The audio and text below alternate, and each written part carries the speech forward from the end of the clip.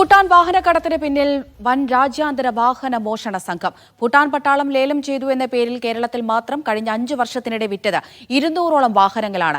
വിദേശ രാജ്യങ്ങളിൽ നിന്നും മോഷ്ടിച്ച വാഹനങ്ങൾ ഭൂട്ടാൻ വഴി കടത്തിയെന്നും സംശയിക്കുന്നുണ്ട്.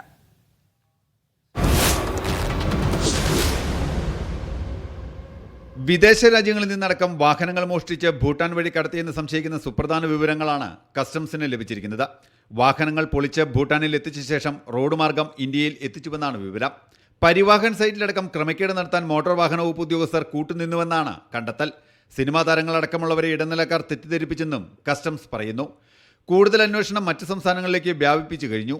2012 ശേഷം ഭൂട്ടാൻ പട്ടാളം ആക്രിയായി ലേലം ചെയ്തത് 117 വാഹനങ്ങൾ മാത്രമാണ്. എന്നാൽ ഭൂട്ടാൻ റോയൽ ആർമിയുടെ വണ്ടികൾ എന്ന പേരിൽ കേരളത്തിൽ മാത്രം വിറ്റത് 200ഓളം ആഡംബര കാറുകളാണ്. 1000-ലധികം കാറുകളാണ് ഹിമാചൽ പ്രദേശ് കേന്ദ്രീകരിച്ച് പ്രവർത്തിക്കുന്ന റാക്കറ്റ് രാജ്യത്താകമാനം വിറ്റഴിച്ചത്.